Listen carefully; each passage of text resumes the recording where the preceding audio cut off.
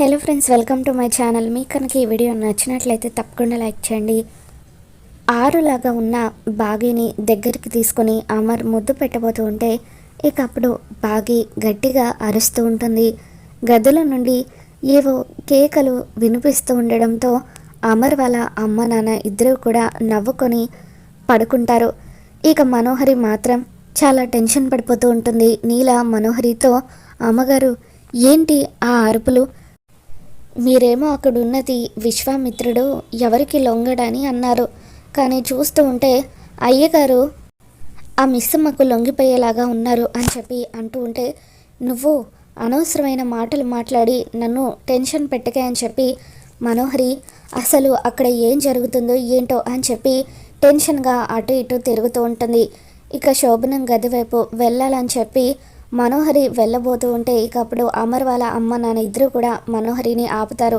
మనోహరి, నీకు ఈ టైంలో ఏం పని ఇక్కడ?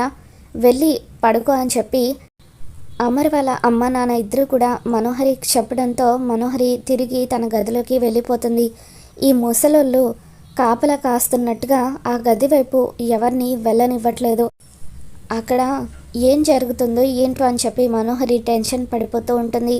మరోవైపు ఆరు కంగారుగా ఒక చోట కూర్చొని, ఆయనకి బాగీనైతే ఇచ్చి పెళ్లి చేశాను, కానీ ఆయన బాగీతో చనువుగా ఉండడం, ప్రేమగా ఉండడం ఇవన్నీ చూసి నేను తట్టుకోలేనని చెప్పి ఆరు అనుకుంటూ ఉంటుంది. ఇంతలో గుప్తా ఆరు దగ్గరికి వచ్చి, ఏమైంది బాలిక, నీ మొహం ఏంటి అలా అసూయ పడుతూ ఉంది, దేని గురించి అని చెప్పి వెటకరంగా అడుగుతూ ఉంటే, ఇక చాలు ఆపండి గుప్తా గారు, నేనెందుకు బాధపడుతున్నానో మీకు బాగా తెలుసు. కావాలని ఇలా నటించడం ఆపేయండి. ఇంకా ఎన్ని రోజులు నన్ను ఇక్కడే ఉంచుతారు? త్వరగా మీ లోకంకి తీసుకెళ్ళిపోండి అని చెప్పి ఆరు అంటూ ఉంటే, సరే బాలిక, రేపు ఉదయాన్నే మనం బయలుదేరుతున్నామని చెప్పి గుప్తా అంటాడు. ఇక దాంతో ఆరు, ఇదేంటి గుప్తా గారు, నేనేదో ఊరికే అంటే నిజంగానే తీసుకెళ్ళిపోవాలని డిసైడ్ అయిపోయారా అని చెప్పి, అయినా ఇంకా నాకు ఇక్కడ ఏం పనిలే, మిస్సమ్మను ఆయనని ఒకటి చేశాను, ఇక మిస్సమ్మ ఉంది కదా, పిల్లల్ని ఆయన్ని జాగ్రత్తగా చూసుకుంటుంది అని చెప్పి ఆరు అనుకుంటూ ఉంటుంది. బాగి అలా కేకలు పెడుతూ ఉండడంతో అమర్ ఒక్కసారిగా దూరంగా జరుగుతాడు. చిచి నువ్వా అని చెప్పి అమర్ అంటూ ఉంటే, మరి నేను కాకపోతే ఇప్పటి వరకు ఎవరు అనుకున్నారని చెప్పి బాగి అడుగుతుంది.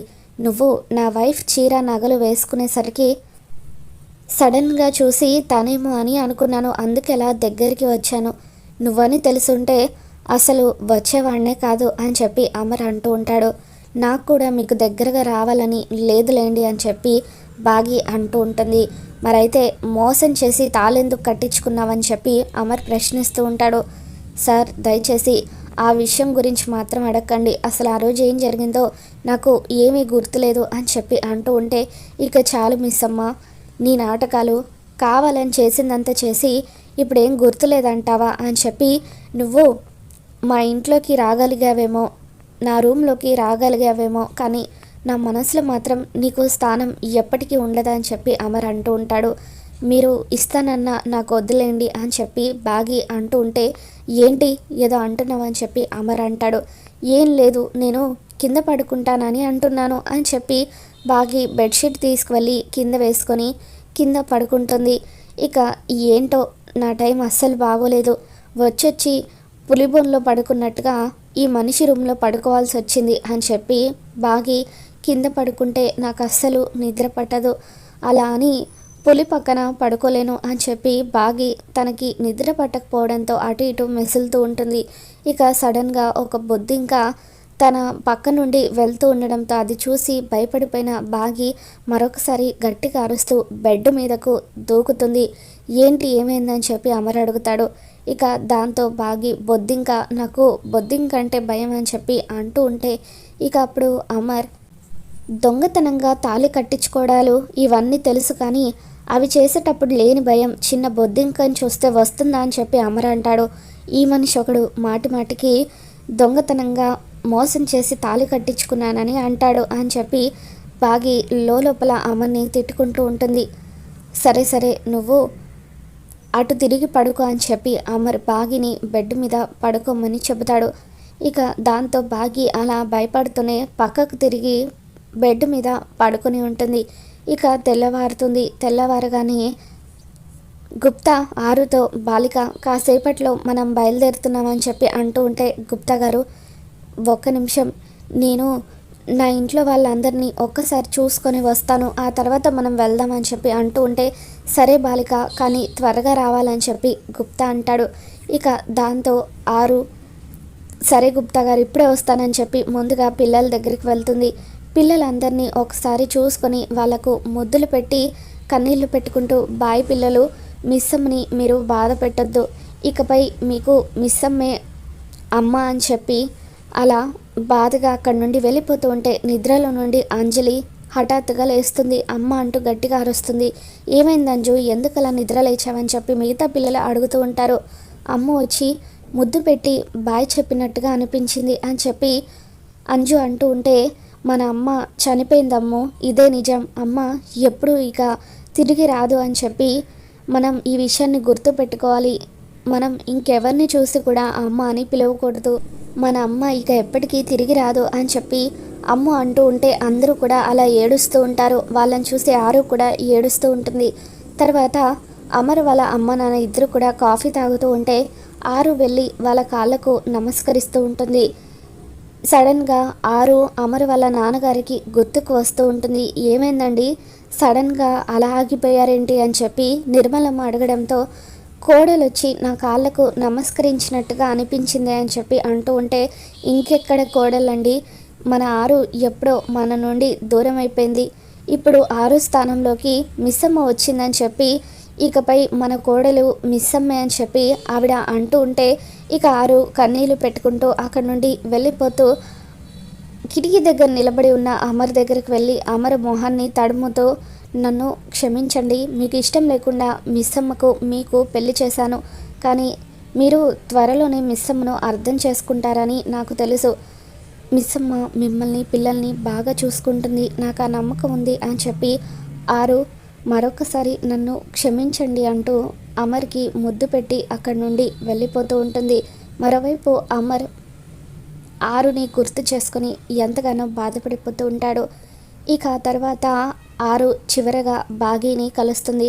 హాయ్ అక్క, ఏంటి ఉదయాన్నే వచ్చారని చెప్పి బాగి అంటూ ఉంటే ఇకప్పుడు ఆరు నీతో మాట్లాడాలని వచ్చాను అని చెప్పి అంటూ ఉంటుంది.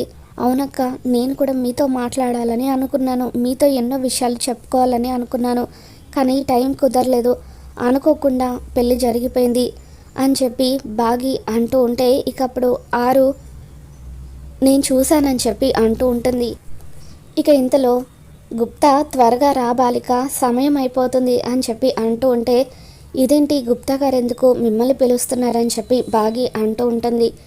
ఏం లేదు, పిల్లలకు స్కూల్కి టైం అవుతుంది, త్వరగా రెడీ చేయాలని చెప్పి నేను 5 నిమిషాలు నీతో మాట్లాడి వస్తానని చెప్పి గుప్తాకి చెప్పాను, అందుకే రమ్మంటున్నాడని చెప్పి అంటూ ఉంటే ఏంటోక్క మీరు చెప్పేది నాకేమీ అర్థం కావట్లేదు, మీ పిల్లల స్కూల్కి టైం అవుతూ ఉంటే గుప్తా గారికి ఏంటి తొందర అని చెప్పి బాగి అంటూ ఉంటుంది. ఇక ఆ తర్వాత ఆరు అదంతా సరే కానీ నేను నీకు ఒక ముఖ్యమైన విషయం చెప్పాలి, ఆ దేవుడి నిర్ణయమో మరి ఇంకేదైనా కారణమో నువ్వు ఆవిడ స్థానంలోకి వచ్చేసావో, ఈ ఇంటి కోడలివి అయిపోయావో, ఇకపై పిల్లల్ని ఆయన్ని నువ్వే జాగ్రత్తగా చూసుకోవాలి, ఆ ఇంట్లో పెద్దవాళ్లకు ఏం కావాలన్నా నువ్వే చూసుకోవాలి, అప్పుడే మనోహరి ఆ కుటుంబం జోలికి రాకుండా ఉంటుంది అని చెప్పి ఆరు బాగీకి చెబుతూ ఉంటే అలాగే అక్క అని చెప్పి బాగి అంటూ ఉంటుంది.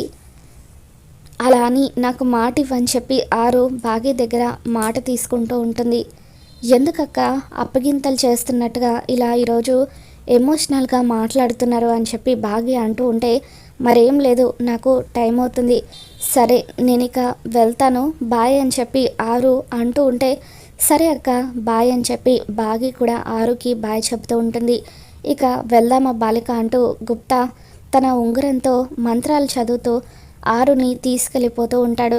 ఇక అలా ఆరుని తీసుకువెళ్ళే టైంకి మనోహరి బయటకు వచ్చి నీలాతో కోపంగా నాకు ఆ ఆరు అడ్డొచ్చిందని చెప్పి లారీతో యాక్సిడెంట్ చేపించి చంపించాను, అంత ప్రాణ స్నేహితురాలైన ఆరుని నేను చంపించాను, అటువంటిది ఈ బాగిని చంపడం నాకు ఒక లెక్కన, అది ఇంట్లో నుండి వెళ్ళిపోయిందా సరే వెళ్ళిపోనని మొండికేస్తే మాత్రం ఆరుకి పట్టిన గతే దీనికి కూడా పడుతుంది అని చెప్పి మనోహరి ఇక అలా నీలాకి నిజం చెబుతూ ఉండడంతో అది విన్న ఆరు ఆవేశంగా గుప్తా గారు, ఇన్ని రోజులుగా నా చావుకి కారణం ఏంటో నేను తెలుసుకోలేకపోయాను.